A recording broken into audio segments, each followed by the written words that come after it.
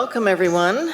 This is the first set of concurrently running sessions, and the title of the one in the auditorium here is The Scientific Human Rights Nexus in Latin America, Cross-Discipline Action to Improve the Legacy of Mining and Oil and Gas Projects.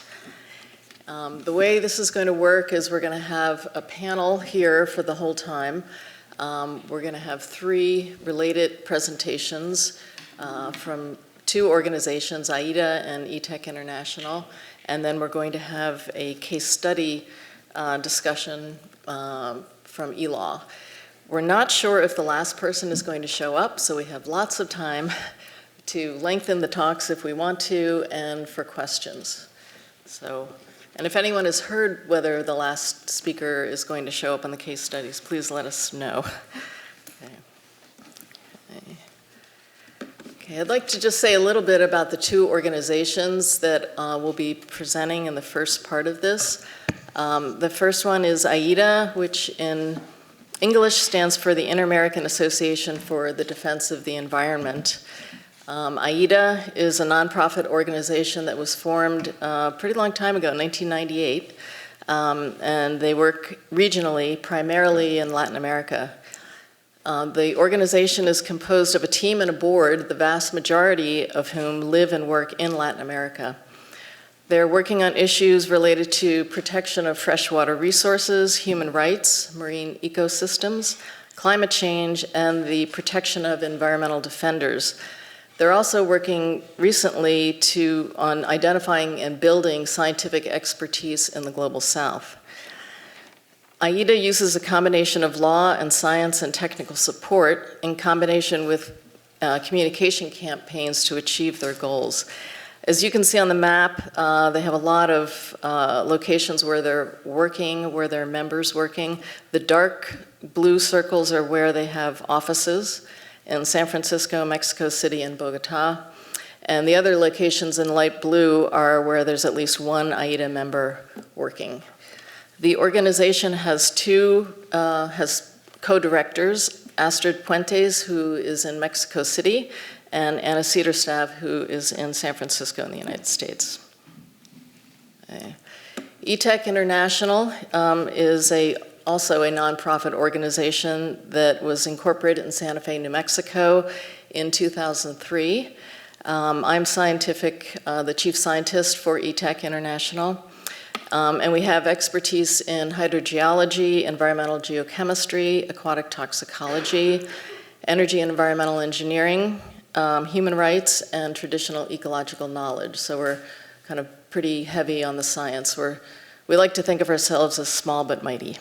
Our main mission is to provide technical environmental support to communities in less industrialized countries who are facing large-scale development projects. And we work closely with many different kinds of partners, primarily indigenous federations and communities, but also governmental agencies, academia, civil society, and even industry. And we do a variety of things, including training environmental monitors and government agency staff, evaluating technical proposals at a pretty deep level, and creating sustaining community-led projects. We focus very much on transparency, and we only get involved if we're invited by the community or an organization. And we also have two co-directors, Richard Camp, who's in the Bay Area, and Ricardo Segovia, who's in Vancouver, Canada. So I'll be introducing the three speakers kind of in turn, and then we also have a case study that isn't part of this one, but is part of the whole session. Okay. So today we're going to be taking a tour with the first three presenters through a pretty good chunk of Latin America, including Mexico, Peru, Ecuador, Colombia, Brazil, and Bolivia. And I'd especially like to acknowledge the True Costs Initiative for providing the funding to get us all here and attend this AAAS conference. Okay. Our first speaker is Andres Angel.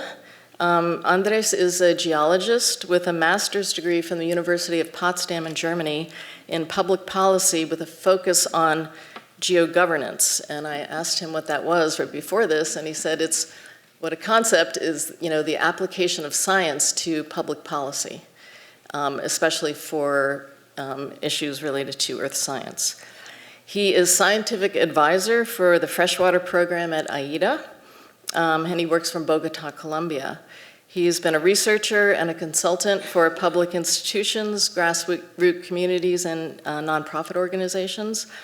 In socio-ecologic conflicts, which are many, there are many, as we've been hearing, and also in environmental impact statement analysis, especially on mining.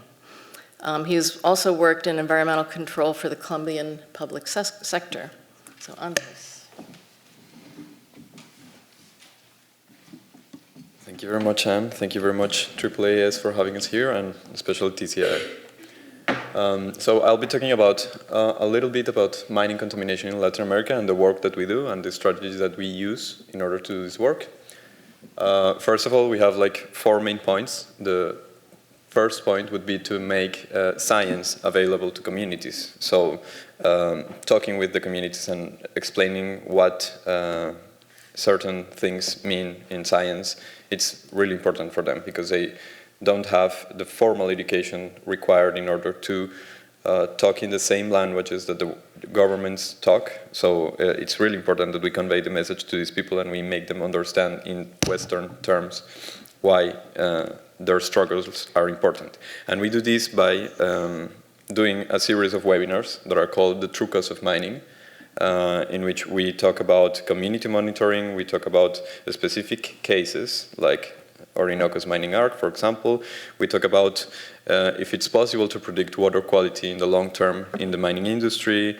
We have been talking about tailings dams failures, cyanide use, many really relevant topics that are not addressed by the governments or that they don't have any other means to know what threats they're facing. That was last year, and this year we are starting another series about community monitoring, about glaciers and mining, deep sea mining, many topics that we will be addressing. We have done 4 of these webinars, and these are the coming webinars for the next months of this year. In general, we have seen that these webinars have been received pretty well. Like, the scores have been really high. Of course, we do a survey afterwards, and we ask the communities, what do you want to know about? What do you want to hear about? And they have recommended us topics. We meet experts there. We contact them afterwards, and we ask them if they want to be part of the next webinar. And we have a high rate of attendance in many countries in Latin America, but not only in Latin America, but also in Europe and in certain parts of Africa as well, when we do simultaneously translated webinars, both in English and Spanish. Many people go to the webinars, many institutions, as you can see. In orange, you can see the name of the countries that we are getting to. And in white, you can see the organizations from which the people come. And another huge point is to build a network of experts. We either participate actively in initiatives. For example, there is one right now led by Mining Watch Canada, which is trying to build a huge network or database of experts in which communities can call in. But we also join existing networks of experts. This is a picture that we took last year in Berkeley, where they have invited us as AIDA to participate in conversations about making this environment with all these great people that have been working for decades in the mining industry and for communities in order to, construct synergies. And we see this as a 3-step process. Step 1 is, of course, having the scientists and the engineers talk between each other, not only in the global south, but also in the global north. And the second one would be to make them talk with local experts, with community leaders, and with concerned scientists in Latin America, in the countries that we work in. But we have seen that this is not enough. This is not good enough. What we have to do is to really put them in a more horizontal relationship where the scientist has an opinion, has arguments, The concerned citizens also have arguments, other type of arguments that they can be cultural, social, whatever, but they are equally as valid, and we make them get into this conversation in order to solve the problems. We have built a very, very beautiful network of people that are working in these issues. All of these have been invited to our webinars, and they are not the only ones. I'm missing, and I could probably fill like 2 or 3 slides with people from other organizations that are working with us. But I'll leave it there. And the other thing that we do, the third thing, is to make information available. There's lots of information in English that it's not available in Spanish, and it's surprising how little information the communities have. So what we have been doing since a while, since I'm the scientific advisor for AIDA, is to translate this kind of documents, this kind of summaries sometimes, as this is the example, or these reports made by Dr. Mace and others that actually are extremely good for the ministries and for the agencies, not only in the United States, but in other countries, and that tell you what you have to do in order to predict with a certain amount of certainty the water quality in a mining project in the future years. This was not available, but right now it is, and we can, the ministries and the agencies throughout Latin America cannot say anymore that they didn't know, that their technical people didn't know what impacts were they approving, because they have the information right now. And the other thing that we are doing is making certain publications that have to do with, I would call it fringe topics, because in Latin America, perpetual impacts is something that has been never considered in environmental impact assessments. And we are trying to put that into the public agenda of discussion. Of course, spreading the word, that's a big part of our work, going to the field with the people, assessing the mining projects, doing all the GIS work, analyzing all the geochemistry reports that come from the companies, from the feasibility assessments, from the impact assessments. We communicate to the people, and of course we use the media in order to get to more people and explain these concepts. And the final thing that I do, and this is probably one of the most important things that we are doing in AIDA, because AIDA is composed approximately 75% to 80% of attorneys. We support all legal cases. So we give the technical support to all the cases that we are working in, and I brought 4 very basic examples. The first one in Baja California Sur would be, there's a huge pressure of tourism going on there, Airbnbs, new hotels being built, and although this is nothing that has to do like strictly with my field of work, you can apply certain abilities, GIS abilities, just to make the information available, just to translate what is in the law, all these areas that are defined in the law, into a map so that they can see it, so that they can see what was before the intervention and what is afterwards, and where are the hotels constructed, etc. What are the impacts? The other thing that we are doing, major work in Colombia, of course. There are a lot of environmental conflicts in Colombia, so that makes us work a lot there. We kept fracking regulations suspended this year. Fracking was suspended in Colombia because of precautionary principle, and right now we have managed to get the courts to confirm that decision. So fracking is still suspended as of today in Colombia. And we also supported communities opposing 2 of the major projects in Colombia of gold mining in the region. So this is the first one, and this is the cases of La Colosa and Soto Norte, respectively. Underground mining, real close to strategic ecosystems for water provision. Same case here in protected areas, protected ecosystems in Colombia. They voted in 2017, and with our help, they achieved 99.7% of the vote in order to reject the mining project. And they are starting productive initiatives right now. And they are doing extremely well without mining. In Ecuador, we are providing scientific advice to communities opposing the Loma Larga project, which is another underground mine, gold and copper mine, in the Páramo, which is a strategic ecosystem for us in Latin America. It's the high Andean ecosystem that provides basically the water for 80% of the people who live all along the Andes. And we are developing preventive strategies and participative baseline proposals for the people that live in these paramos. So there are areas that have already been impacted because of the projects that have not occurred yet, but that need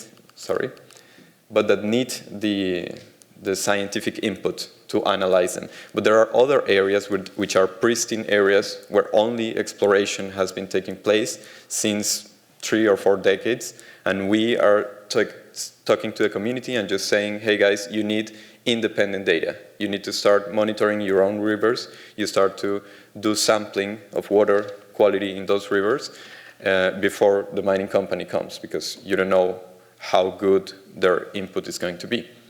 And finally, in Bolivia, we are requesting the Ramsar Convention Secretariat, which is this international treaty that is protecting wetlands from degradation, to take action on mining contamination.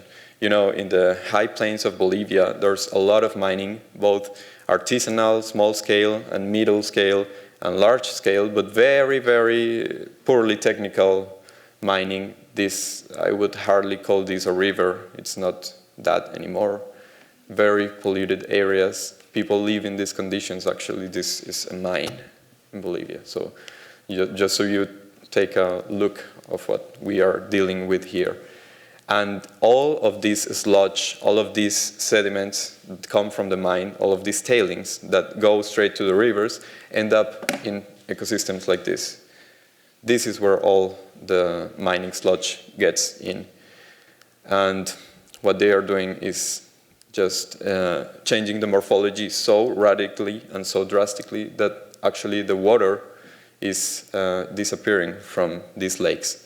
And this is very, very worrying for us. So those are examples of what we do in AIDA and what we would like you to get involved with, because we need all the help that's possible. And with that, I leave you with Marcela, so she can tell you more about tailings dams failures in Brazil. Thank you very much.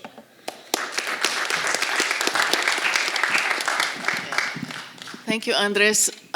Because we have a fair bit of time, I believe, if anyone has a question now for Andres, please, if you could come up to the microphones, because it's being recorded. Andres, thank you very much. My name's Jessica Wyndham at AAAS, and at the end you said that you're keen for people to become more involved and to assist in the work. What would that look like in practice for you? What would be most helpful? Well, there are several things that can be done. For example, we've been playing with the idea of having students, graduate students, work their graduate theses and projects in Latin America, and finding ways that we can, with other organizations that also do scientific work, a network that supports them. Because, you know, traveling to Latin America may be dangerous, maybe whatever, people have these preconceptions. We can create the environment for them so that they can do their research, and they can, with that research, help communities. That would be one thing. The other thing is, it's very important to communicate the global North and the global South experts. We need a lot of capacity building. You don't have any idea of how that's needed. We need, for example, independent laboratories that people run themselves, I mean, of course, in the universities, but that they can rely on, because they cannot rely on the data that's coming from the agencies. Even the geological surveys in the countries in Latin America, they don't rely on this information because it's not independent. So we need a lot more of that. We need instruments, we need whatever help is possible. Yeah. Thank you. Thank you.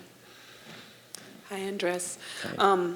One question, and I think it has two parts. So there are not a lot of wins in the human rights and environmental rights space, but you alluded to something that I think you probably should speak a little bit more, is that there was a suspension or ban on fracking, and that's a big deal, you know? So I want to acknowledge that AIDA played a big role, I'm sure, with a lot of on-the-ground partners, but also just, if you could just, you know, lift off of that and talk a little bit about how, even if you have these quote-unquote wins, we have to always be thinking about us in this room, and human rights advocates in general and scientists have to be thinking about perpetual impacts. And I'm not sure if everyone understands what perpetual impacts are, and if you could just kind of walk us through that, that would be great. Okay, wonderful. So the first thing about fracking, it was that it was suspended. The regulation was suspended under the precautionary principle.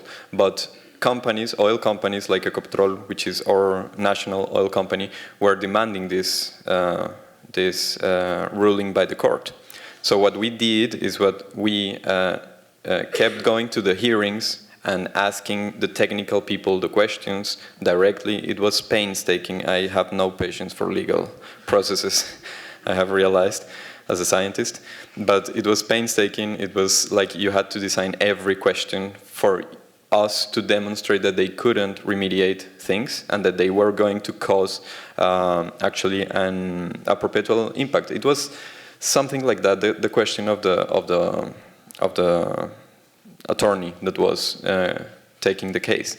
So we could demonstrate that they couldn't prove with enough scientific evidence that they wouldn't cause these impacts, and so he took the decision of halting the regulations. We are now facing a scenario where they can do pilot exploration projects, a couple of them, but the argument keeps being the same because they're not going to prove anything by doing just 2 wells. And we have here the perfect example that happened in the Midland Basin in Texas, the hydraulic fracturing test site 1 and 2, which they were made without the EPA. They were made by the Department of Energy. They were made by the University of Texas and many other institutions, and they had the purpose of proving that fracking was safe. So they had all these environmental provisions and whatever. And when I asked if that gas that came out of those wells was going to be economically viable, feasible, that if they are going to make any return on their investment, they couldn't answer because they are just scientific experiments designed for the wells not to fail.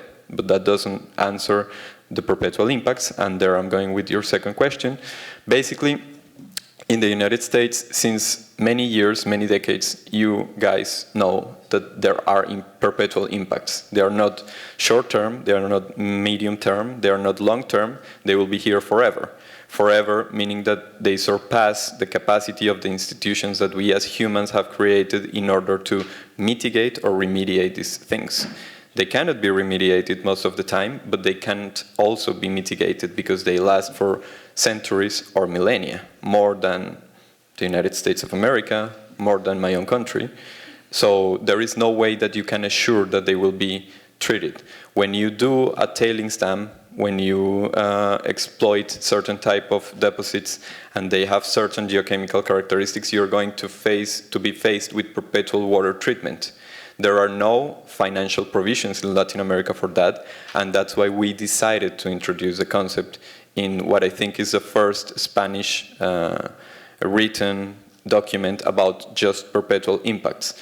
The goal of this is to influence the ministries and the agencies and to start maybe conversations to do to pass bills in order to forbid all these perpetual impacts. So we are referring to that, specific in the mining industry, but also in the oil industry, as Lupita probably will tell us later. Hi, my name is Giza Dang. I work as a consultant for Treatment Action Group. You showed this, model of how your work functions, and you said that the scientists and the concerned citizens should be on a more equal plane, and that's something that we talk about when we talk about the right to science, this reciprocity of the different actors. So how does that work in practice? How do you bring these groups together, and what are the challenges and what have you learned? Oh, challenges many. It's yeah. Especially when you work with Global South and North South, the cultural challenges are very, very, very big. So I think many people should be concerned about this, but you have to have both people in the Global North that have a certain cultural set of mind, people in the Global South. You have to have all these profiles and as much as cultural diversity as you can. One of the things that we do is to incorporate the local and the regional knowledge into these things. So it's not only Western knowledge, and it's not only me telling you that you are going to have acid mine drainage in your property for 1,000 years. It's also, as Lupita will say later, that the people know that there are certain bad spirits that can come out of these things. They know that they are going to be harmed, they just don't know how to express it. And that takes me to another point, which is plural valuation and integral valuation. All of our instruments are designed in order to do cost-benefit analysis. You have to monetize everything, every value. There are certain things that cannot be monetized, and you have to apply better strategies of valuation, like integral valuation or plural valuation. So it's very difficult for the people in the Western science to accept that, because they see it as whatever, I don't know a decent word for that, but rubbish, let's say. And the other people, they just don't understand what the Western scientists are saying. So it's very challenging, but I think that if you have enough diversity, both in profiles, like hard sciences, social sciences, and also cultural backgrounds, like experts from the global south, north, south, that have a broad range, and also transdisciplinary experts, I think that you will make it. Okay, thank you, Andres.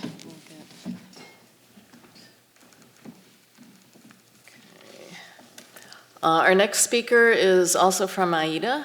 Her name is Marcela Torres, and she's a human rights attorney and legal advisor to AIDA, working from Recife, Brazil.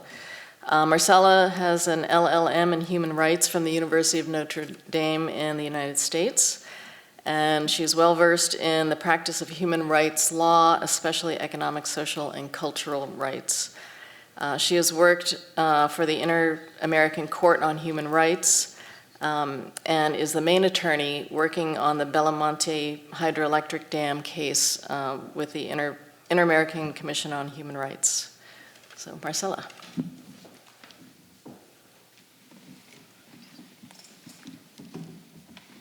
Thank you. So I would like to expose a little bit about the science and human rights link in Brazil. For that, I will first remember some large-scale mining disasters, so I can situate everyone on how unreliable is the infrastructure sector and the regulatory agencies in Brazil.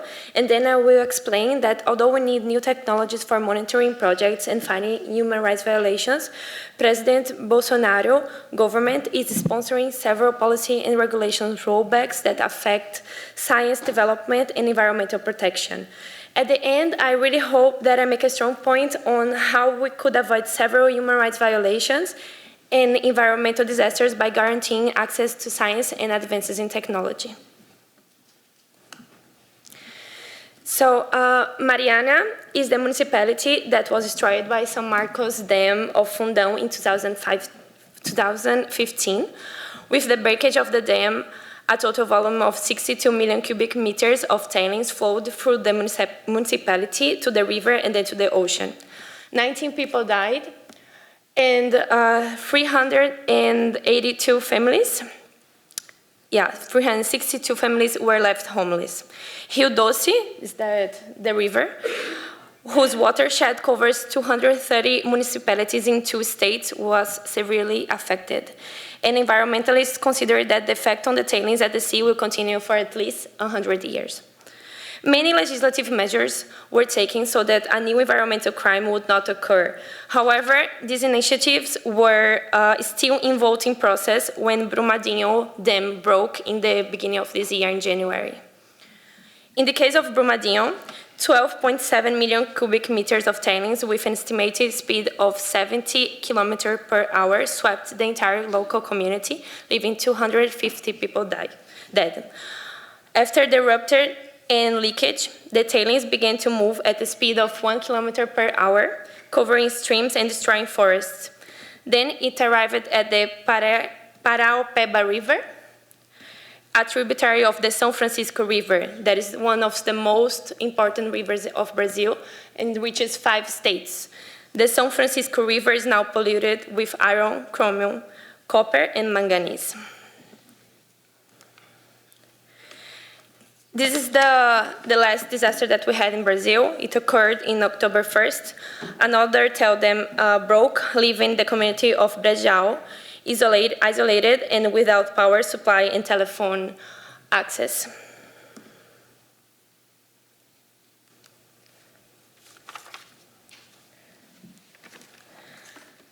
So in both situations, precautionary measures could have been taken to avoid or to even minimize the extent of the damage. The failures of the dams have some common causes: lack of government monitoring and soft licensing laws. But we also lacked experts engaged with communities that could have independent risk assessments. Both dams used at least the least safe upstream disposal method, which is the same method used in 130 other dams in the country right now. And this is just a list of environmental impacts.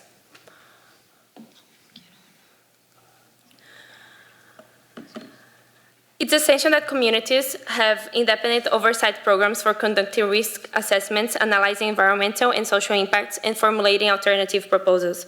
For this, we need experts willing to collaborate with communities, going down to the ground, transferring technology, incapacitating communities on how to use tools that will eventually protect their rights.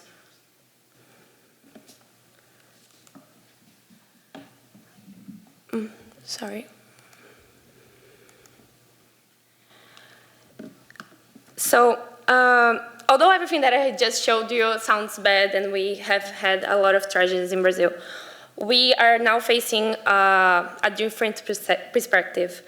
Bolsonaro, that is the president, he is pushing several policy rollbacks that are affecting implementation of good science that could protect the environment and communities in Brazil. Some policy rollbacks are those that I'm showing. The first one, the suppression and control of scientific information. So some maps and databases have disappeared from the site of the Ministry of the Environment. IBAMA, that is the Brazilian Institute of Environment and Renewable Natural Resources, also had its remote sensing center operating only intermittently and having its inspections databases and maps taken off the internet. Second, after the National Institute of the Space Research of Brazil made available that 88% increase of deforestation in June, the president stated that the deforestation data were false and began to shut down the agency. Bolsonaro requested an investigation of the dissemination of data on the destruction of the Amazon, fired the director of the institute, repeatedly classified the data as false, and affirmed that data on deforestation should go first through the presidency, then to the public.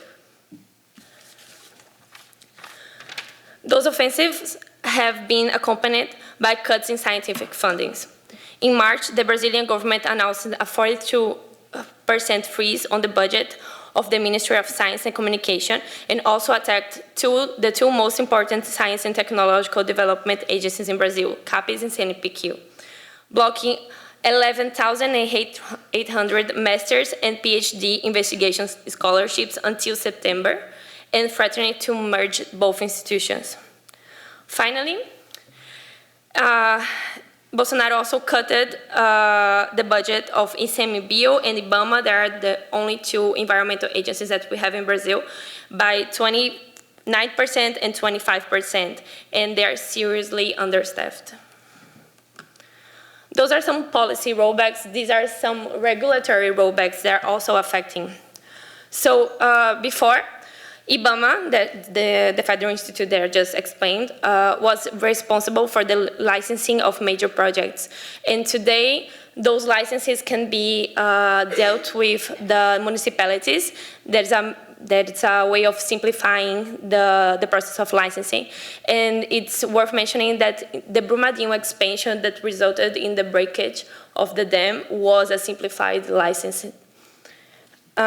Also, before Bolsonaro, regular licensing process was considered indirect and cumulative impacts, licensing was obliged in all federative states, and the finance institutions also could be held responsible if anything occurred. And now we are having a law approval that will approve auto-licensing when the impact is not considered significant, or when the construction of roads in the Amazon, although that can be have impacts really severe. Also, the licenses will not consider indirect or cumulative impacts anymore, and there won't be responsibility to the finance institutions. Right now, or until the beginning of the year, we had 334 conservation units that are all created by presidential decree. And this is being also under review. The Ministry of Environment is reviewing all these conservation units because they say that they weren't decreed with technical support, and they are establishing a law that those conservation units right now, they are going to have a more difficult process of approval. It's not going to be just a decree, but also they need the approval of the municipalities and the states. Finally, the Water National Agency Forestry Service that regulates the concession of public forests and climate policy they all were in the Ministry of the Environment. And now they have gone mostly to the Ministry of Agriculture that mainly has objectives that are totally opposing those agencies' mandates.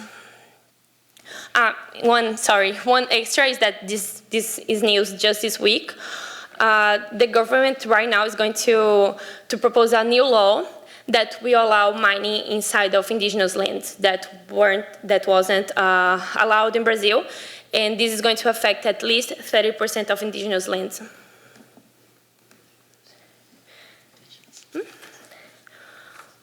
Well, as I just showed you, we are having several disasters in Brazil, and they were connected with the mining, and that affected severely several rivers in Brazil, leaving them without life, mainly.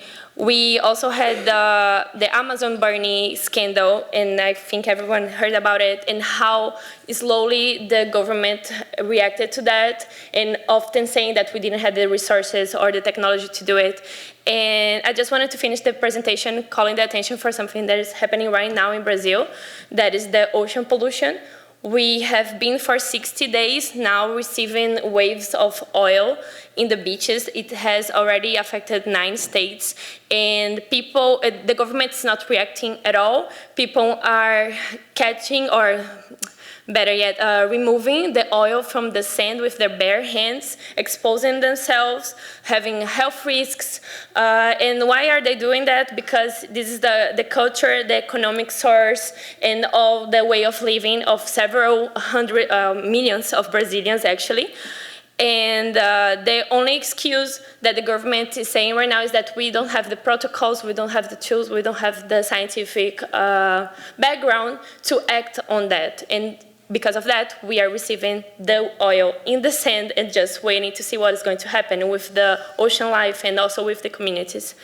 So I think what I wanted to show to you is that the scientific approach is really important for us to prove and to ask for responsibility and accountability for the governments. Thank you.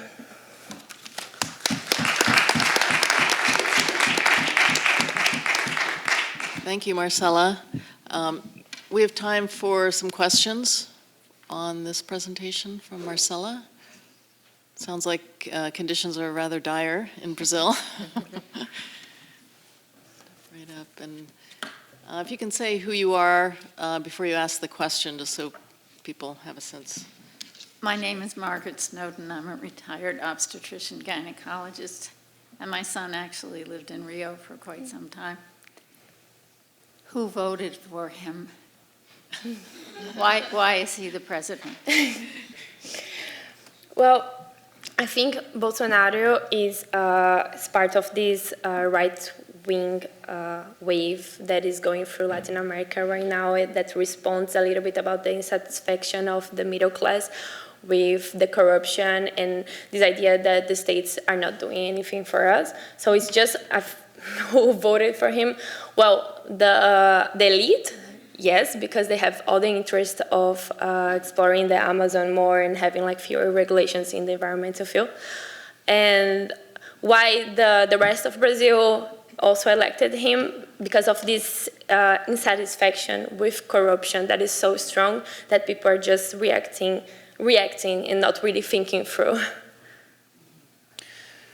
Jonathan Drake from AAAS. So given the stated need for scientific expertise coming, help from the global north and elsewhere, in my head, I'm contrasting that with some of the rhetoric that Bolsonaro has said, this sort of, Amazonia is ours, not yours, and that sort of thing. And so I wonder, is there a risk that if you bring in experts from abroad, and particularly not from Latin America, to help you, that might enable attacks or rhetoric against your group saying, oh, well, see, look, they're bringing in foreigners, they're not on our side, that sort of thing? Mm-hmm. Yeah, no, that's a great question because this discourse of attacking the international help in international countries or help in general is really present in Bolsonaro's mandate. And yeah, there is a risk that he's going to attack it. Probably, like most probably he will, but that doesn't mean that we shouldn't do it because when inside of Brazil we cannot solve things, and that is what happened with the Amazon, that is what is happening now with the oil. We cannot get a response from the state. We need the international sphere to respond to it. And if Bolsonaro is going to block fundings coming from the Europe or United States to enter Brazil to defend environmental in the environment or the communities, etc. Well, we need that to happen so we can expose him and try to really combat it. We still have 3 years of mandate, so we have a lot to come. I know nothing about what it feels like. Yeah. Okay. Other questions for Marcela? I actually have one if no one else is going to step up right now. You mentioned auto licensing. Mm-hmm. How does that work? Like in the United States, we have, like if a mining company is coming forward and somehow they can show that they're not going to have much of an environmental impact, they only have to do something called an environmental assessment. But if they can't do that, it's an environmental impact statement. But how does that work in Brazil? Yeah, right now, every project should have a license, and that should go through IBAMA and through all the agencies that might be involved. For example, if it affects indigenous lands, so we would have FUNAI, that is the indigenous agency, working on that license. So right now it's like that. But what they say, and when I say they, I think I mean the agriculture front in the Congress is that it's really difficult to have projects approved when you need all that license and when you need consulting with the indigenous people. So what they're trying to do is simplify, and this auto license project is that exactly if you can prove when you're submitting your project that you're not going to have so much impacts. So you would have automatic license to start at least we have 3 licenses there. So it's the previous license, the installation, and the operation. And then you would have this first license already granted because you gave a project that you're saying that you're not going to have impacts. So you can already start going to the ground, testing the soil, and starting installing your company, and then you're going to have the other licenses. But this is really worrying because this is going to, well, of course, anyone that wants to put a project on the ground or in the Amazon is going to say that it's not going to have a lot of impacts, and no one is there to confront it. And I think maybe I wasn't clear enough when I was explaining everything, but we don't trust that much the government institutions to have experts that are going to be good enough to challenge the environmental impact assessments that the companies are giving. So usually it's really, really common to have environmental impact assessments that show that everything's okay, that no indigenous land is going to be affected.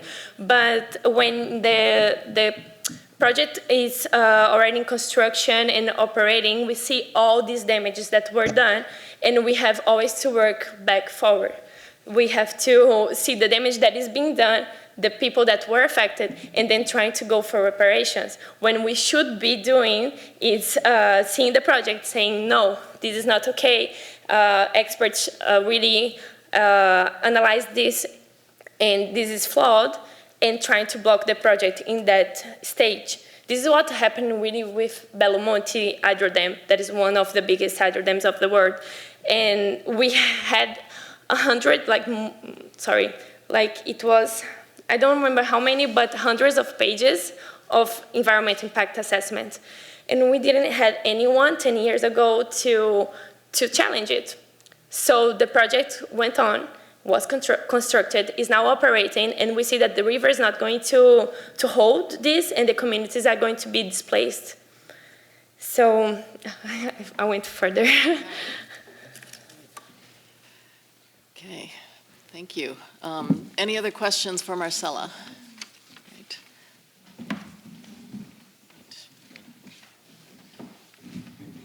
Okay. Our last speaker in this part of the panel is Lupita de Heredia. Lupita is a human rights and communications specialist based in Quito and Bogota.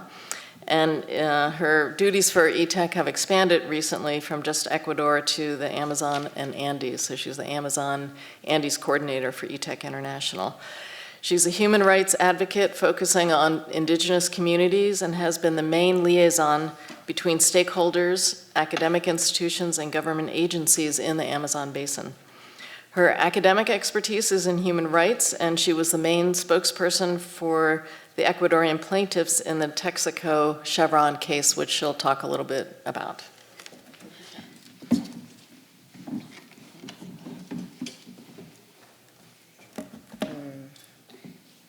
Well, I think I'm going to try to read so I can have better words for you to understand. As a journalist, one of the things that I have seen is that sometimes the use of the language don't let us understand fully the things that we want to say in our own language.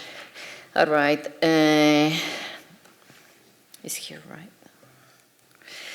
Well, first of all, I have to tell you that I work, in the beginning of my work, I made and worked so hard in the presentations for 5 years while I was working in the Chevron case. And then I started to work with ETEC, and most of the time I was working in the jungle. And the first times I brought these really beautiful, bright, well-worked presentations. And when I arrived to the jungle, there was suddenly no power, no way to have a presentation, so I had to learn to talk without a presentation. And after 9 years of doing this, I'm back to the presentation, so the presentation could be funny. All right. In ETEC, we evaluate environmental impact statements, review existing impacts, and look for ways to prevent possible impacts from oil and mining development. We oversee remediation and restoration process.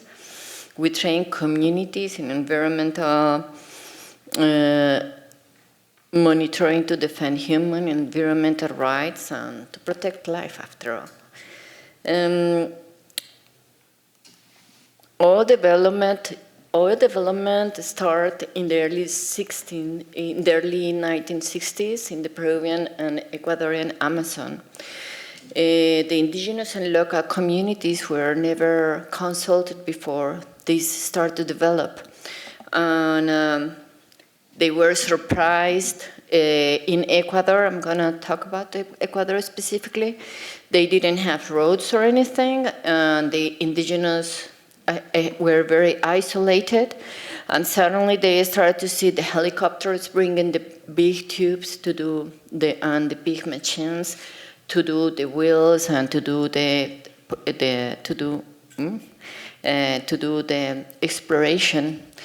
And they were really surprised when the rivers started to taint black. The elders talk about when they sat in their houses and see at the river, and the river was black, covered with black. They didn't know what was this, but they saw the fishes jumping out of the river because they were suffocating and dying, and of course dying. And it is very hard to see them because they didn't know what was going on. In the Amazon Basin in Ecuador and in Peru, the companies built many pits, what we call waste pits, that from the leftovers from the oil exploration, and they were left behind the operation. And some of these pits have solids, liquids. In the pits were analyzed chemically to determine their composition: cadmium, lead, chromium, barium, nickel, PAH, polycyclic aromatic hydrocarbons, were found in the pits in Ecuador. The produced water was very salty. In some places it was like 7 times more salty than the sea. And of course, when the river goes down with the sun, there was salt, little mountains of salt, little pieces of salt, and the people who didn't know will get this salt and use it for domestic use. And and of course the animals and their cattle, there was already cattling after the people arrived, after the company arrived, and I started to love this salt, to lick this salt. The cows start to get thin and have miscarriages. And the people was looking at this and they didn't know what was going on. Of course, it was all the toxins that were in the water and in the salt. And suddenly,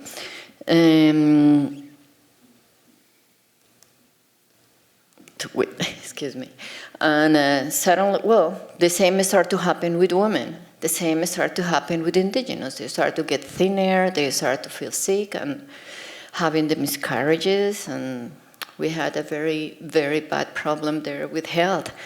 And then as a journalist, then we had, this is something that was given by the state in Peru presented information to Indigenous Federation about results of water, salt, and sediment analysis. You can see pits. Some pits have left from, I think, the first one. The first one is in Ecuador, the other one is in Peru. In Peru, the situation was very similar. Many spills were never remediated. And the contaminants will remain there for centuries. They degrade slowly, very slowly, unless they are removed. But reality shows that it is an expensive, hard, and complicated task. Today, tech focuses on citizen science in combination with traditional ecological knowledge to help the remediation process. In Ecuador, we are also working with universities on remediation, community monitoring, and water quality analysis. Here we have the people going, this is in Peru, in the Amazonas in Peru. We are working, we have team,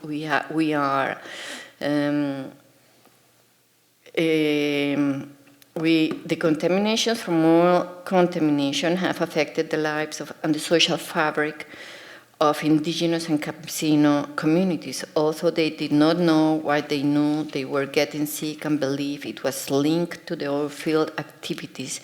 One of the first changes they noticed was their cattle losing weight and having miscarriages, as I told you. And the people start to feel the same. many Dechuars in the southern Ecuador believed they were being bewitched. They didn't know what was going on with them. During my work as a communication specialist in Ecuador, my responsibility, in addition to writing, was to guide other journalists and visitors to the Amazon. I spoke about what we were seeing, but at the time we didn't have scientific data and could not easily explain the significance and effects of the damage. Meanwhile, the companies had the resources to hire teams of scientific and engineers who have the knowledge, who have the expertise. This created an imbalanced and asymmetric situation because they had the scientific teams that will evaluate the operation and how they were operating the companies. And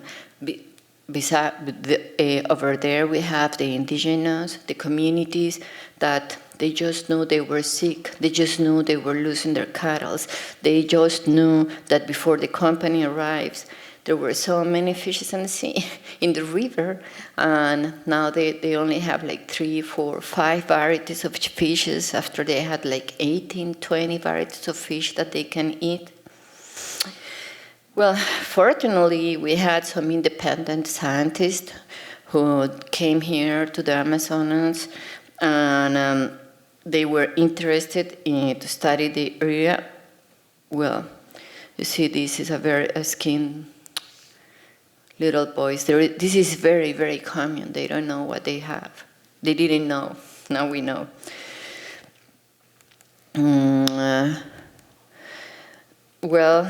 First we have the study of some European doctors, Dr. San Sebastian, who was part of the Doctors Without Borders, and he did an epidemiological study in the northern Amazon. It was the first time we had human health data. Later, a doctor from the Goa Institute in the Basque country in northern Spain, Carlos Martín Beristain, wrote a book called, in Spanish, Las Palabras de la Selva, the words of the jungle. In this book, the author describes the situation that the indigenous and campesinos in a publication that was publicly available. It focuses on the origin of the environmental damage and its evolution over time, the impact of substances that affect the environment or are a danger to living beings, and the social impacts, livelihoods, and ways of life. It also includes suggestions for restoration.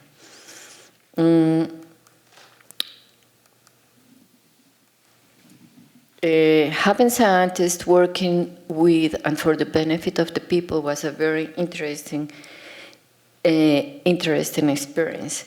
And the book became like a guide that was used to explain the situation of indigenous and local communities, journalists and visitors, and translate the years of acquired experience and knowledge in scientific terms. Because the guide was in an accessible language, all could use it to learn and protect themselves. With this increased fluency in Western science, the local people were able to demand respect for their human rights, including the right to clean water, the right to live in a safe environment, the right to their culture and territory, and the right to truth. Having the scientists working was to hear scientific, it was very nice because the people had the chance to hear scientific explanations for what we all knew by observation and personal experience. The process built a feeling of respect and trust among the people and gave them a sense of value of their own dignity and their matter that they had rights. In the Peruvian Amazonas, fish is the main protein source. The arrival of the oil, the animals run far from the noise and the people, so they didn't have so much hunting.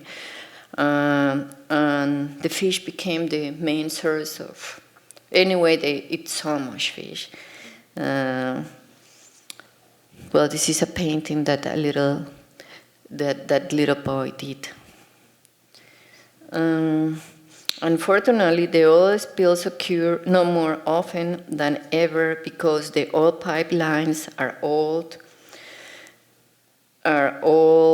and have corroded from the jungle conditions and years of use. The spills are a hardship for the ancestral inhabitants of the area. Our team at ITEC has gained the confidence of the people and has been able to effectively advise the Indigenous Federation using the available scientific information.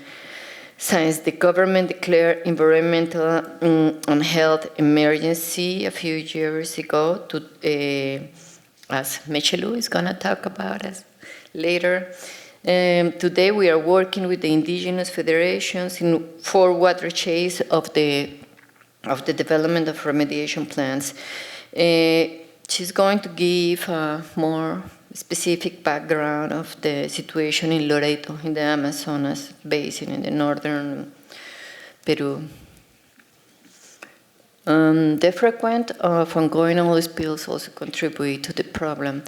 Besides that, there are many oil spills that goes like a domino because the tubes are breaking down, and it's not going to be over unless we have enough pressure in the company, so they will change them. They will change for new tubes. They are breaking, and almost every week we have an oil spill in the Amazon.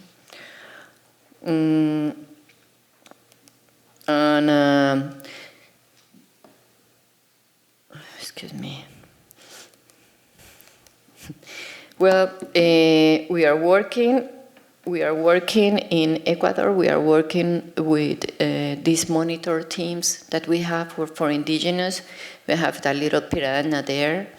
And here we have the team of monitors, community monitors. We have taught the indigenous, we provide them with a very basic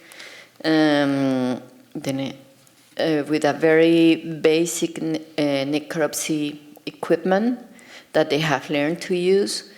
And much of the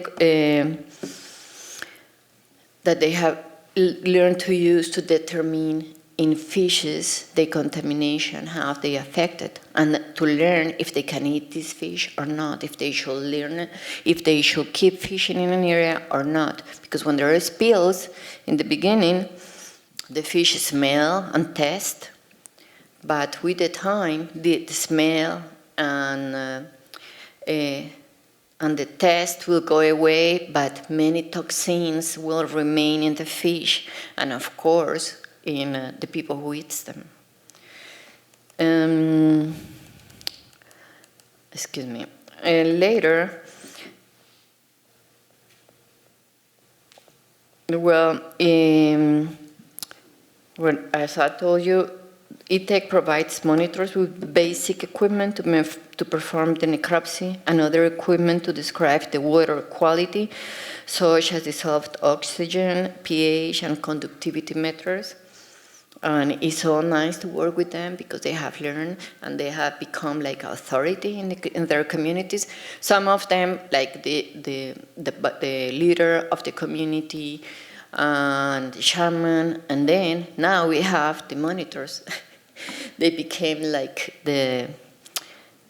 some leaders in their communities. And indigenous that didn't have words to say what they were suffering that we will understand, or as a Western, they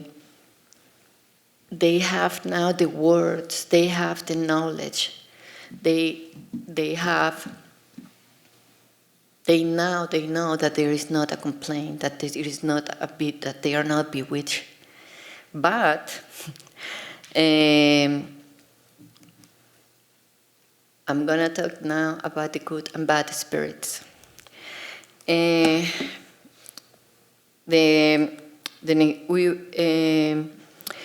going to leave you, I will leave you with this anecdote of Professor Julio Fierro, a geologist from Columbia National University, the same that Andres comes from. he told me about this indigenous group called Emberas. An indigenous group from Colombia in a particular area where the oil company wanted to drill. The indigenous people said, you shouldn't come here because over there where you want to drill, there is full of bad spirits. And the company said, no, there is no such a thing. This is just like, you are crazy. There is no such a thing as bad spirits. And the company said, no here, bad spirits. And they push and push and push and resist the company. And so finally, the company got tired of explaining that this was just a myth and not to worry about it. So they managed to work with the company, work with the community, and hire a group of specialists that came into the area, in the problem area, and to work and prove that there was no problem. That was what the company thought. We need this expertise and prove them that there is no such a problem, that there is no such bad spirits. And the technicians came, and they found what they found was a very series of poison gases. They found radon and methane, and these were the bad spirits. And if they really actually drill there, it would be very, very dangerous, and it will be very dangerous for the community, very dangerous for the oil workers. So you see, it is not all about. This is how, like, traditional knowledge has some. They know, but we need we need scientists to be a bridge between their knowledge and science. We need the words to tell the world that there are problems there, that there are problems in the Amazon, that oil, that we need to improve the practices, and we need to demand to the companies to clean up their mess and to do the best work, but sometimes it's not very good for money, but we need to push them, and we need science arguments. After this, I think we need you here. We need you down there. So I am inviting you, come to the jungle, give us a hand, and let the river spirits whisper in your ears. We need it. Thank you very much.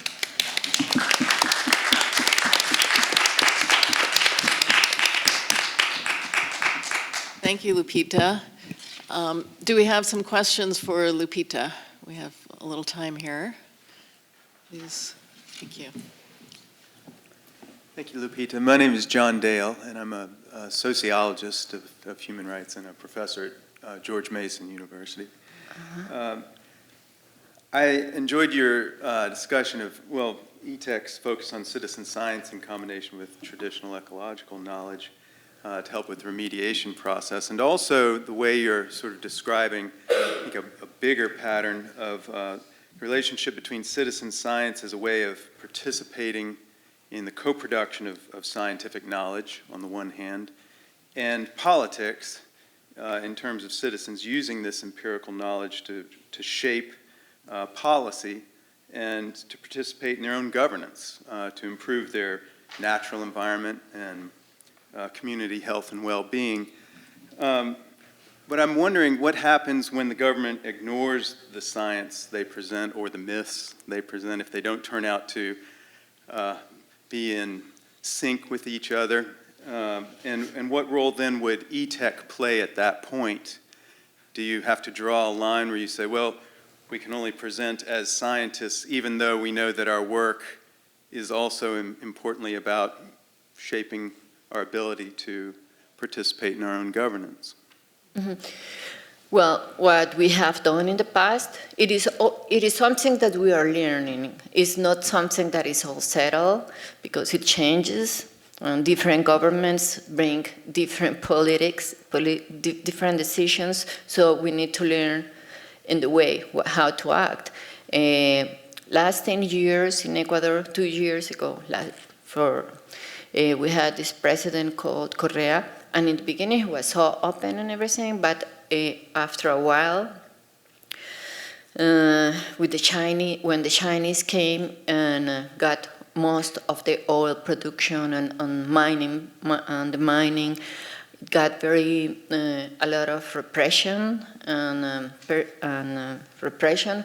So we knew that we have to keep working there, and what we did change was to work with universities.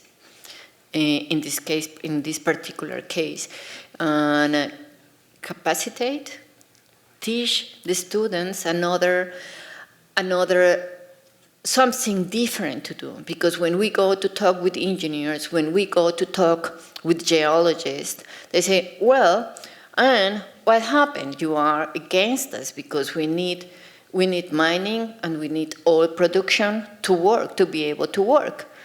And what we think is, yes, we are not saying no oil, we are not saying no mining, but we need good practices.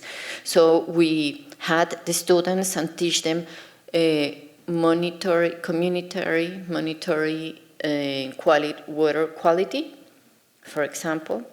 And we train the students as well we are working with them with traditional knowledge and science, and how we can use these citizen science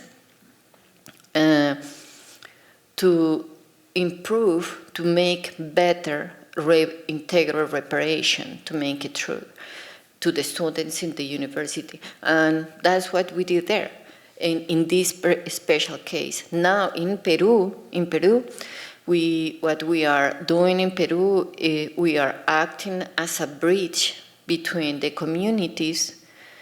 We have worked in the confidence from the communities with e-tech, and the communities trust us. And they don't trust very much the government.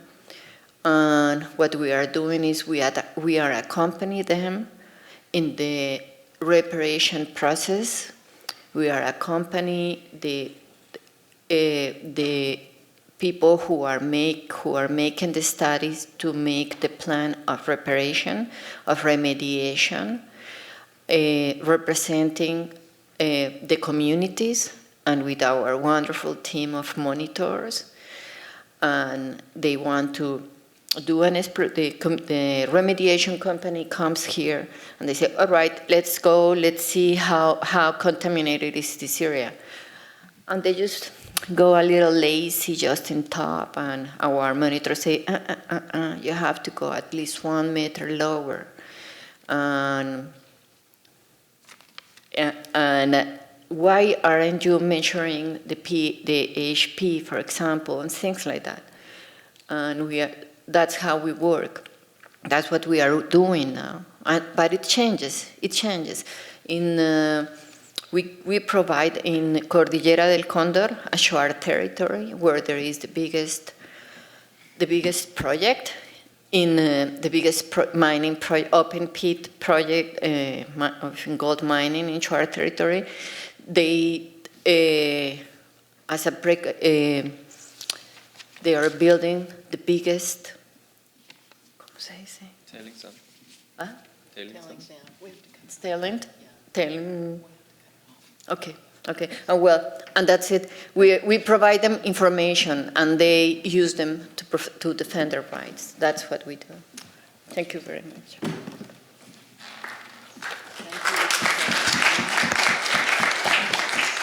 Thank you. Somehow the time got away from us a little bit here. We have our last speaker is Mercedes Liu, also affectionately known as Meche Liu. She is a staff scientist with Environmental Law Institute Worldwide, ELAW. Meche is born in Lima, Peru, and is a biochemist from the National University of San Marcos in Lima. She has a master's in international studies from the University of Oregon and also a PhD in geography from Oregon. Meche has 28 years of experience working with communities and indigenous groups and public interest lawyers internationally. Her field of expertise is environmental health, toxicology, and extractive industries.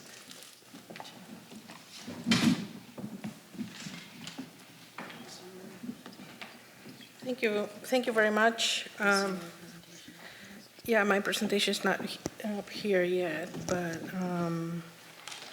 I would like to begin by thanking the AAAS and the organizers of this conference for the opportunity to share some of the work that we have been doing in Peru, in the Peruvian Amazon, and also to the True Cost Initiative who helped us come here. I'm going to do my presentation about the oil contamination in the northwest area of Peru, the Block 192. And my colleagues, which I want to do a little propaganda, inviting you to come here tomorrow at 9:30. They're going to also explain some of our work at ILO. ILO is a network of 300 plus public interest environmental lawyers and scientists with almost 30 years of experience. We are in about 80 countries, and the mission of the network is to help public interest environmental lawyers use a law to protect the environment and human rights. We have an office in Eugene, Oregon, and here is one of my colleagues, Heidi Wiskel, who is one of the 3 staff scientists. We answer approximately 200 requests for information, for scientific information every year. The legal team in the US office also answers about 200 requests for information. The Amazon, as we have heard, is undergoing numerous extractive projects, including oil. And here you can see in red the oil projects in the Amazon. Mostly are concentrated in Ecuador and Peru. The dark red show projects ongoing, and the light red are proposed projects. This map also shows protected areas and indigenous territories. Protected areas are shown in green and indigenous territories in brown. So there's approximately 232 oil and gas leases in exploration and production phase in the Amazon, mostly, as you see, in the Western Amazon. In my country, in Peru, you can see here in this map, on the left, protected areas that are shown in green. There are some different hues of green. The dark green are the already declared protected areas, and the light are the proposed protected areas.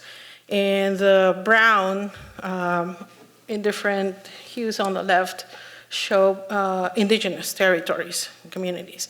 But you here on the right, you can see, sorry, I'm a geographer, so there's a lot of maps in my presentation. You can see the overlapping of oil and gas concessions. So here you can see that there are conflicting interests in high biodiversity areas and protected areas and indigenous territories. So here the question is, how did this happen? And what's the role of science behind this? So many of you are probably also familiar about the conflictive social environmental conflicts in Latin America and all the dangers that environmental defenders are facing today, especially in Latin America. In the last years, we have had approximately 180 to 200 social conflicts every year during the last decade, related, most of them, to extraction of resources. especially mining and oil. These have caused numerous deaths and injuries, and still today, as we speak, we have murders of environmental defenders in the Global South in general. And as Lupita mentioned, well, there is a long history of oil exploitation in the Amazon, especially in Ecuador and Peru. And this is one of the oil concessions that Lupita was referring to in its, I hope that I can show here. I don't know, oops. The one on, you see the map, the top left area is block 1AB, currently known as 192.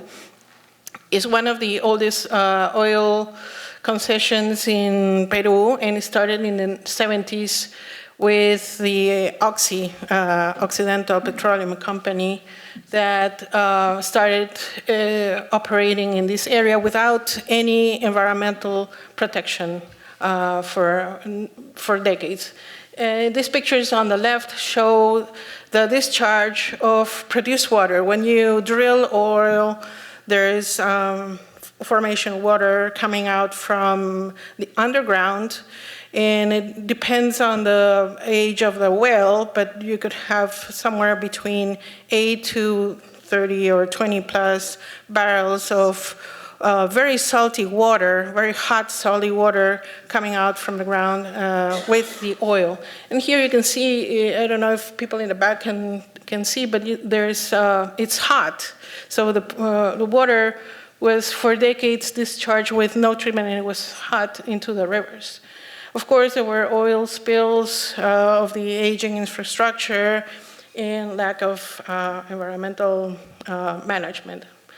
So for a number of years, about 7,400 indigenous community people living in different Achuar, Quechua, and Quichua communities in the area were knocking at the door of the authorities trying to get their attention about this problem. But for a number of years, the problem was denied. You can see here, even though there was impacts in the environment, you could say it was evident because of the high concentrations of salt, sodium chloride, and metals in the produced water that were discharged without treatment to the rivers. For a number of years, the government said, well, there's absolutely no impact, and there's no negative effect in the environment. However, it was, according to the reports even from the oil company Occidental and then Plus Petrol, who started operating afterwards since 2000, the oil concession, it was shown that produced water, the brine that you saw, started to get even higher numbers of produce water more than oil, and consistently there was a very worrisome situation due to the impacts to the environment. In the last 15 years, this concession, there were approximately more than 150 oil spills in the last 15 years. So there were numerous areas identified, more than 2,000 polluted sites in the oil concession, and more than 90 considered priority contaminated sites. Especially, this is serious because, as you can see, I will just fast forward one more slide. You see that here are the rivers in the concession. And these are the polygons in different colors show the different communities that live in the area. They hunt, they fish, especially that fish is their main source of protein, as you have heard before, and they drink the water from the rivers. So we, as ILO, started to get involved in this case actually in the 90s, when I was living in Peru and started working for ILA, and I talked to a lawyer and said, well, what can we do? Because the government said there's no proof of contamination. And it took for us years to get the resources. Here is on the left, one of our memos from 2002 when we sent a scientist, an environmental scientist, to take samples of water. And we did, I think, probably one of the first independent sampling of water. And we found that even though there were, at that time, not the water quality standards that we have today in Peru, we were able to compare them with the United States freshwater standards. So here, instead of going into the nitty-gritty details of these reports, our role has been to find information that was available, or try to get some information like doing analysis of water. But also, the problem that communities had was that they couldn't understand the reports coming from the government, because they started insisting the government to make some analyses, but those were too complicated to understand. So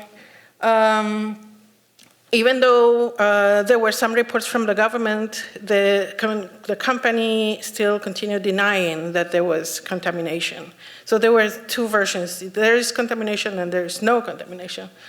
So the outstanding issue of this case in particular is that from the complete denial of the level of contamination in the area in the 70s, today the area has been declared an environmental emergency. And now the question that is, how did this happen? Because this area is very remote, you don't have any roads to get there, it's very difficult to access. And science was a key and crucial aspect of getting the government and the companies to acknowledge that there is actually a serious environmental contamination in the area. And I will go very, very briefly, because we don't have much time. Yesterday, October 22nd, was the anniversary, the 13th anniversary of the Dorisa agreement. And what happened is that once the communities started gathering some information and understanding what was going on, they said, well, they knocked the door at the government and said, well, you need to solve this problem. But the government said, no, we're not doing anything right now. So they forced the government to some extent by taking over the facilities and say, we really need an answer. And it was a pacific protest that ended up with a landmark agreement with $20 million commitment from the government of Peru to invest in environmental restoration. To this date, 13 years forward, this agreement is still in force. And there's a number of organizations working at different levels to make this agreement, to enforce this agreement. So it means that even though you have the government acknowledged and the company acknowledged, it doesn't mean that it ends. It's not a happy ending just as quickly as that. So to this date, there is still environmental and health assessment, as Lupita described. And here I'm going to be very quick, describing that it's not only the water, but it's also the sediment that is contaminated. And it has to do with the past recurrent oil spills that are, you see elements such as barium that is very typical of oil, and also lead and total petroleum hydrocarbons. And this chart shows that even though, well, this red line over here shows the Peruvian standard, water quality standard, and this is a chart that shows the lead content in water and how it travels, the contamination even from the contaminated site even to other areas distant along the river. This is in the Pastaza, and this was in the Corrientes, another of the large rivers in the concession. And here you can also see that you see the red line and the lead level in the Corrientes River. You see that some areas, even though they are complying the standards, they are very still having high content of lead, and the same here in the Tigre River. So it means that even though some areas are being, you show lower levels right now after the reinjection of produced water starting in 2009, after the Doris Agreement, of course, still show high levels of contamination. I already mentioned this. This is our colleague Lili Latorre. She's an environmental lawyer working with Achuar communities. And well, she had to hide here in the United States after the Doris Agreement. The government declared she was an enemy of the country. And the ombudsman told her that her life was under threat. And this was several years ago, and she's still having trouble with her life, fear. She's afraid of her life. And some of the reports are in online. You can take a look at them about the interpretation of the water quality and health assessments that the government have done. So what was also important was that after the Doris Agreement and the interpretation of results, the government started to release some information, but again, it was very difficult for the communities to understand, and they needed to, as mentioned, scientists to translate those reports so that communities can participate. And these are some of the pictures of sessions that I had the chance to participate during the presentation of the results of the water analyses that the government agencies did to declare, that resulted in the declaration of emergency, of environmental and health emergency in the 4 basins in the oil concession: the Pastaza River, the Tigre, Corrientes, and Marañón. So, so lessons learned. Technical questions lie at the core decision-making of processes of resource extraction. Local communities often have to demonstrate that there is contamination, but they have very little resources. Despite that the contamination is evident, many governments would say, no, there's nothing going on. So there is this power-knowledge asymmetries using science as a primary argument that affects the access to justice and decision-making processes. So local peoples are most of the time facing the situation of having to endure the contamination they're seeing every day, but also have to demonstrate, which is crucial to achieve results. One key element is to communicate. As scientists, and we have heard that in another conference before, we have very little communication skills. And so we have a lot of work to do to improve our capacity to communicate effectively with indigenous communities and with the authorities. Because even the authorities sometimes don't understand the details, the technical details. So understanding how people evaluate information in decision-making processes is very important. What are the limitations that scientists face? Access to technical information is often limited. We had a number of reports that were scattered that we had to access by bits and pieces. Sometimes baseline information is not available. Lack of funding and resources to travel and do field work, sampling, analysis, take samples to the laboratory to interpret the results, especially in remote areas. We need to, again, improve our communication skills. There are gaps in environmental law and guidelines that affect the use of technical and scientific information in environmental enforcement. One example of this is the fact that the Peruvian sediment and water quality analysis have been cut and pasted from Canada, for example. So there is still a lot of work to do to adjust the standards to the conditions that are actual conditions in the places that we work. Risks, there are threats and personal risks. Of course, you will always find somebody who wants to deny what you're saying, but of course, if you're saying the truth and you're using the data, be very rigorous with the methods, then you're fine.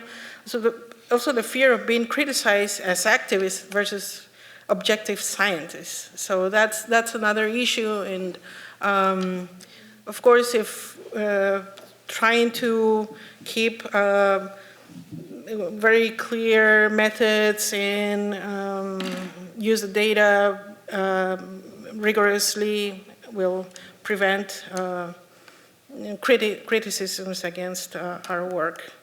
Opportunities, well, collaboration between scientists and communities has proven to be very effective.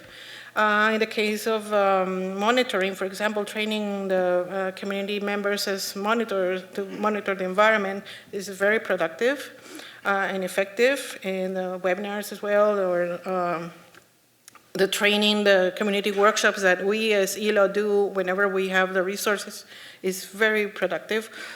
Using GIS, new technologies coming up. Network with among local and international groups is more accessible and effective. Many of the indigenous leaders that you see there, they have their cell phones, they can download apps, they can communicate via WhatsApp, and yeah, it works. Communication is more accessible right now. And the collaboration between South and South scientists and communities is more frequent now than it was years ago. Well, thank you very much. If you have any questions, I'll be happy to answer.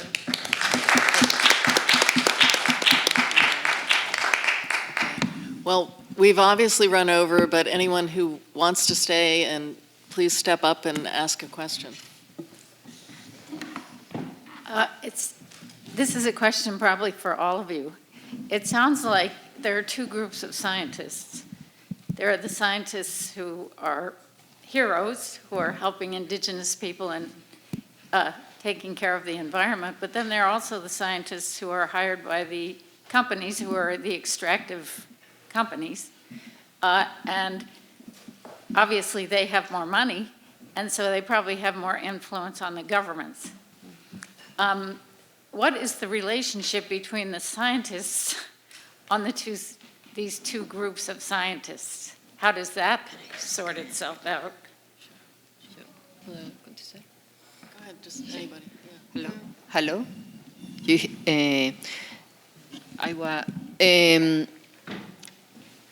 I was going to say something before I finished, but it seems it took longer. I think what we really need is scientists that work with ethic, that have a commitment with truth and good practices, because there is nothing in time of lying, there is nothing more activist than the truth.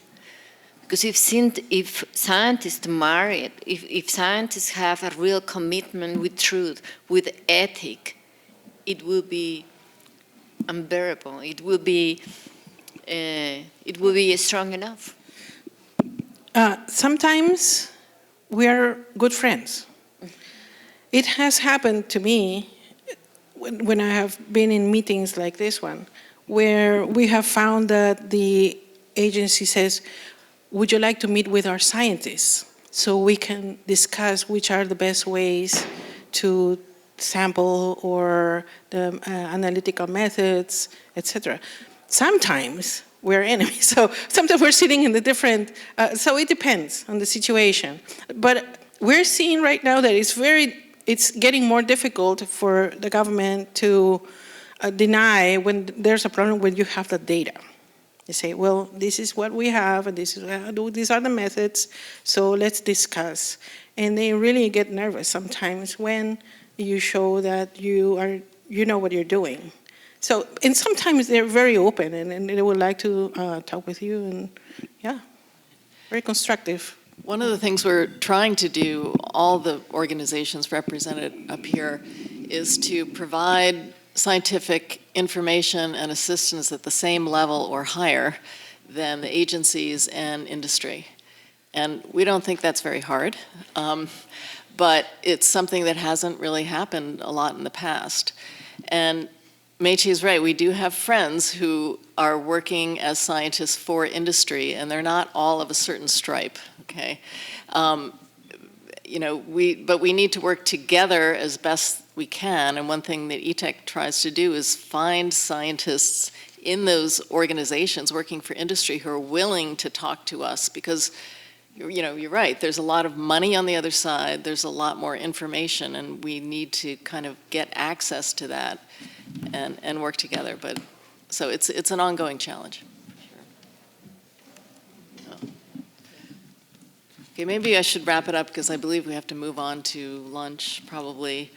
I think what we've heard today in this panel on Latin America, which is widely understood as probably the most dangerous place to be an environmental activist in the world, is that the need is enormous for science, technology, engineering, technical skills. When we have many challenges, and I think Meche Lu really summarized it very well at the end of her presentation. We have opportunities, we have limitations, we have challenges. A lot of what we've heard today is working at different levels, working at the grassroots level to bring training and to the communities, understand how they see the world. So it's a mutual exchange. And then also working at the highest levels in government and with international organizations. We've seen quite a difference between a country like Peru, where the government has declared an environmental emergency, and then what Marcela has presented is a complete contrast to that, where at least currently there's not a lot of good feelings between the people of the country and the government. So we have our challenges set out for ourselves, but we need a lot more scientific and technical expertise. And we invite all of you to join us, and we need a lot of help. So thank you very much to our speakers. Let's give them a round of applause.